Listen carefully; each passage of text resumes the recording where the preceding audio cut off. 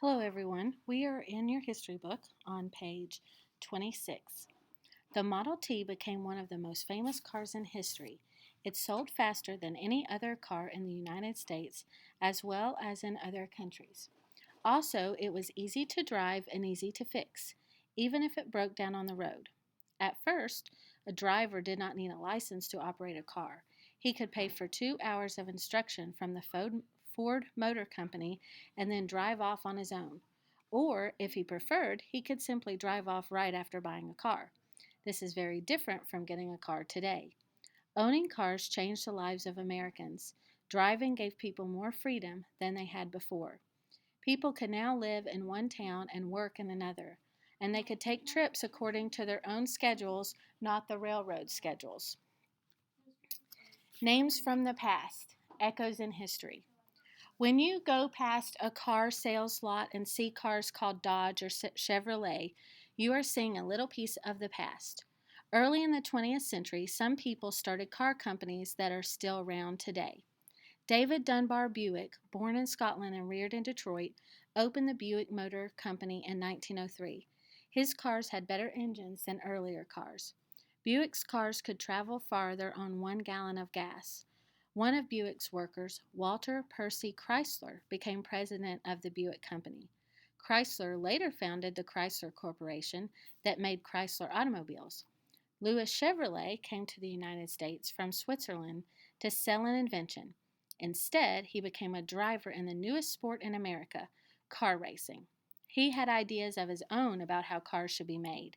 In 1911, he helped form the Chevrolet Motor Company. The company later became part of the General Motors Corporation. Louis and his brother Arthur tried to start an airplane company too. John and Horace Dodge were a wild and brawling pair who owned a machine shop in Detroit, Michigan. They had invested in the Ford Motor Company. The brothers also sold car parts to Ford's factory. With the money they made, the Dodges started their own line of cars in 1914. Their cars had 24 horsepower, but Ford's Model T had only 20. The Dodge Company became part of the Chrysler Corporation in 1928. Other brothers were also in the car business. Francis and Freeland Stanley made the respected Stanley steamers. Fred and August Duesenberg produced an automobile that many people think was the finest car of its time. And John and Warren Packard had been making luxury cars since 1900. The names of these early car makers echoed in showrooms and car lots for decades. Some, like Ford, are still echoing today. Changes Ford made. Henry Ford changed America by successfully making a car many people could afford. However, he also changed the way America manufactured goods. When Ford first started making cars, each one had to be put together in his shop. They were made at the rate of one car every 14 hours. The Model T sold for $850. That rate and that price did not suit Ford. "We can do better," he said. Why would he want to do better? He had sold 6,000 Model T cars in 1 year. Ford was sure that a lower-priced car would benefit everyone.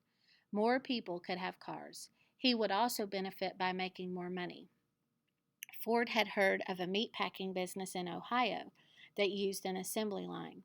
In an assembly line, each worker does one part of a total job instead of doing the total job alone. In the meatpacking company, each person did his task on a piece of meat and then moved to the next piece. Some companies making rifles and typewriters were also using assembly lines. Ford thought cars could be made the same way.